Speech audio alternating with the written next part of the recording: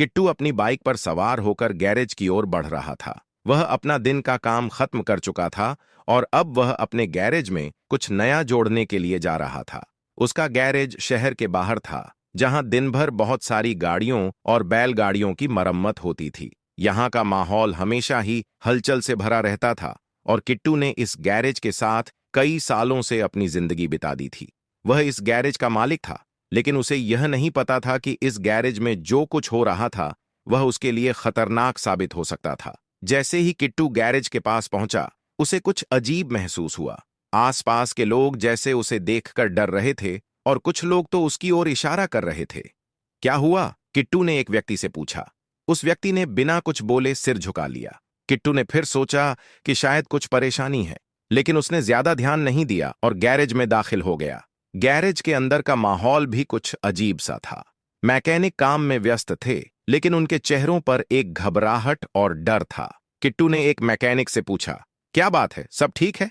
Mechanic ने डरे डरे स्वर में कहा, सर, यहां पर कुछ अजीब हो रहा है। लोग कहते हैं कि इस गैरेज में भूत हैं जो सबकी जिंदगी जहन्नुम बना देते हैं। हम सब डर के मारे यहां काम कर रहे हैं, लेकिन कभी भी कुछ हो सकता है। किट्टू ने इस बात को हंसी में उड़ा दिया। यह क्या बकवास कर रहे हो? तुम्हें काम पर ध्यान देना चाहिए, किट्टू ने कहा और अपनी बाइक की ओर बढ़ने लगा। लेकिन तभी गैरेज के अंदर से एक अजीब सी आवाज आई, किट्टू, तुम आ गए हो। किट्टू ने झटके से पलट कर देखा, लेकिन कोई नहीं था। फिर वह तेजी से बाइक की ओर बढ़ा और काम में लग गया। लेकिन जैसे ही वह अपनी बाइक से गहरे ध्यान में था, एक और आवाज आई, यह गैरेज अब तुम्हारा नहीं रहा, किट्टू। अब किट्टू का चेहरा घबराहट से बदल गया। उसने फिर से इधर उधर देखा, लेकिन कहीं कोई नहीं था। वह समझ नहीं पा रहा था कि क्या हो रहा है। गैरेज में काम करते लोग जैसे उसे और उसके पास आने वाले खतरों से अनजान थे, लेकिन किट्टू को यह महसूस हो रहा था कि गैरेज में कुछ तो गलत था। तभी अचानक वह देखा कि एक मैकेनिक को किसी अज्ञात ताकत ने पकड़ लिया था और वह बुरी तरह से चीख रहा था, छोड़ो मुझे! वह मैकेनिक कांपते हुए चिल्लाया, लेकिन जैसे ही किट्टू उसके पास पहुंचा, वह खामोश हो गया। किट्टू ने देखा कि मैकेनिक का चेहरा सफेद पड़ चुका था और उसकी आंखें बर्फ की तरह ठंडी हो गई थीं। किट्टू ने घबराते हुए उससे पूछा, तुम ठीक हो? मैकेनिक का हल्का सा शरीर कांपते हुए बोला, वह आ गए हैं, वह भूत हैं, हमें यहां से जाना होगा किट्टू, तुम्हें भी। तुम नहीं जान पा रहे हो कि यह क्या हो रहा है। किट्टू की आंखें फैल गईं।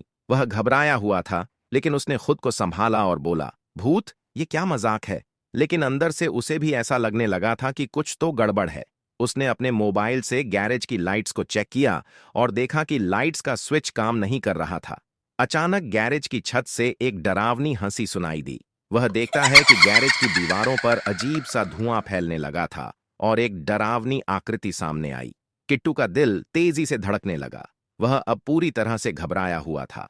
सामने की दीवार पर अजीब से चेहरे उभर रहे थे, जो हंसते हुए किट्टू की ओर बढ़ रहे थे।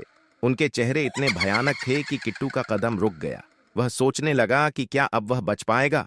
तुमने हमें क्यों तंग किया? एक भूतनी ने गहरे स्वर में कहा। यह गैरेज हमारा है, हम यहाँ ताउम्र से फंसे हुए हैं और अब तुम भी हमारी गिरफ्त में हो, किट्टू। किट्टू ने डरते हुए पूछा, तो तुम कौन हो? हम वही हैं जो यहाँ कई सालों से फंसे हैं, तुम्हें छोड़ने का नाम नहीं लेंगे। तुम्हारा गैरेज अब हमारे कब्जे में है। इतना सुनते ही किट्टू की धड़कन तेज हो गई। वह पलटकर भागने की सोचने लगा, लेकिन गैरेज के दरवाजे पर अजीब सी आवाजें आने लगीं। दरवाजा बंद हो चुका था और गैरेज का माहौल अब पूरी तरह से बदल चुका था। किट्टू अब यह महसूस कर रहा था कि उसे यहां से बाहर निकलने का कोई रास्ता नहीं है। आखिरकार वह समझ चुका था कि वह इन भूतों के जाल में फंस चुका था। गैरेज का वह हिस्सा अब उसके लिए एक जेल बन चुका था, जहां वह और उसके साथ काम करने वाले सभी लोग सजा के तौर पर ताउम्र रहने वाले थे। भूतों की हंसी लगातार गूंज रही थी और किट्टू अब इस गैरेज में फंसा हुआ था, जहां वह अपनी जिंदगी को कभी भी पहले जैसा नहीं पा सकता था।